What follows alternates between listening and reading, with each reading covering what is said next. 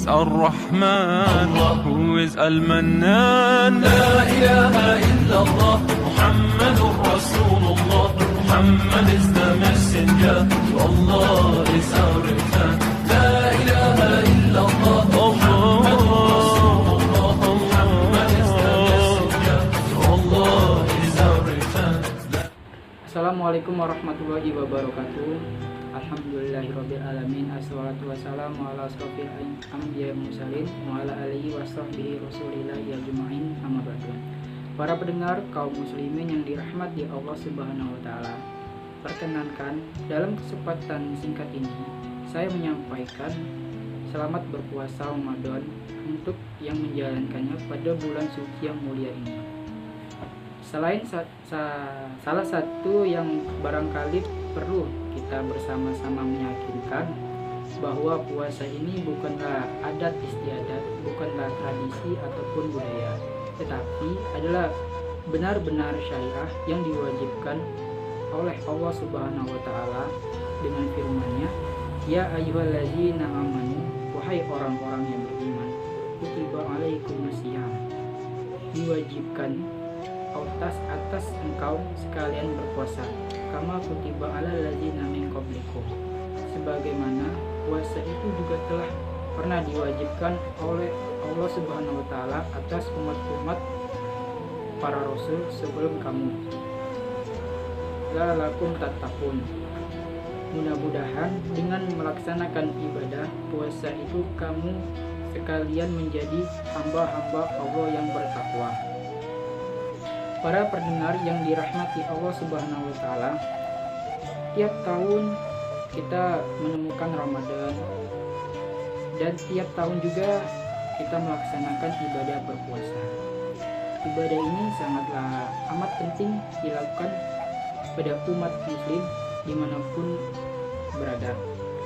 Harus kita ketahui bersama-sama bahwa Allah menciptakan manusia ini mempunyai kekuatan batin yang dikenal dengan akal dan nafsu, di mana dengan akal manusia bisa memilah dan memilih sehingga terciptanya kehidupan yang makin maju yang kita rasakan pada saat ini. Dan juga Allah Subhanahu wa taala menciptakan manusia mempunyai nafsu, yang dimana nafsu itulah manusia berkehendak melakukan apa saja yang dikehendakinya. Akal berperan untuk memilah dan memilih dan memutuskan untuk melakukan perbuatan apa yang diperlukan, sehingga dengan akal itulah manusia menjadi berbudaya, beradaban, tidak seperti binatang. Kita contohkannya misalnya kambing dari kecil sampai besar dia cuma bisa mengembek, memanggil dia mengembek, memarah dia mengembek. Beda dengan manusia, jauh terus maju dan semakin maju karena manusia mempunyai akal. Kemudian karena Allah Subhanahu wa taala menugaskan manusia itu untuk memakmurkan permukaan dunia ini, maka manusia juga diberikan nafsu. Kalau nggak ada nafsu, nggak ada rencana untuk membangun, rencana untuk maju dan lain sebagainya. Taruhlah misalnya kita mempunyai biaya yang banyak, uang yang banyak, tetapi rumahnya ya tetap rumah yang kumuh. Karena apa? Dia tidak mempunyai selera ataupun nafsu untuk membangun rumahnya menjadi lebih bagus. Tetapi nafsu itu sendiri, bagi nafsu tidak benar atau salah yang dipilih, tidak soli atau zolim yang dipilih, tidak bermanfaat atau merusak yang dipilih-pilih. Tapi bagi nafsu yang penting adalah kepuasan. Apapun caranya, dimanapun kepuasan itu ada, bagaimanapun cara mendapatkannya, nafsu tidak peduli rusak, tidak peduli apakah itu akan mengakibatkan jatuhnya korban, mengakibatkan rusaknya kehormatan, dan menghancurkan martabat bangsa. Tetapi bagi nafsu tidak ada urusannya. Yang terpenting adalah kepuasan. Itu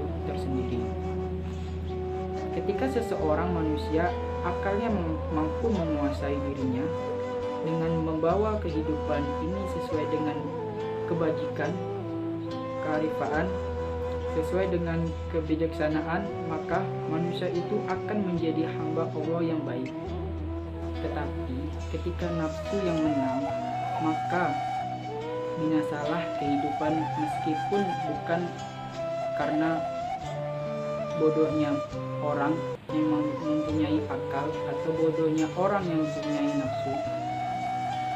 Sejarah telah menunjukkan kepada kita bahwa bangsa kita ditindas, diperbudak, dizolimi oleh bangsa barat, kita sebut saja Belanda, selama 350 tahun, bukan karena mereka tidak tahu bahwa perbuatan itu mengakibatkan berantaknya kehidupan bangsa kita ini, tapi yang terpenting bagi mereka itu adalah kepuasan, meskipun bangsa yang mereka jajah itu ditindas, menderita, dan lain sebagainya.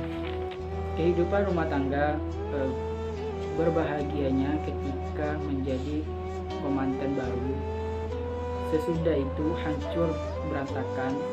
Ada juga bukan karena istrinya tidak menjadi cantik lagi ataupun suaminya tidak ganteng lagi, tetapi karena nafsu yang berkuasa, baik nafsu itu menguasai laki-laki ataupun menguasai perempuan, terjadinya perpecahan dalam sebuah bangsa, perebutan kekuasaan yang akan menghancurkan kehidupan bangsa ini. Adalah itu semuanya karena nafsu yang menguasai tokoh-tokoh masyarakat.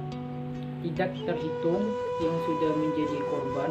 Oleh sebab itu, maka Allah Subhanahu wa Ta'ala yang maha bijaksana, yang maha mengetahui kehidupan daripada manusia ini, maka Allah Subhanahu wa Ta'ala memberikan syafaat dengan syariat tersebut. Manusia berusaha sekuat tenaga agar nafsunya bisa dikendalikan oleh dirinya sendiri. Atas perhatian saya ucapkan terima kasih. Apabila ada kesalahan kata-kata, saya mohon maaf. Kepada Allah saya mohon ampun. Wabillahi taufiq wal hidayah. Wassalamualaikum warahmatullahi wabarakatuh.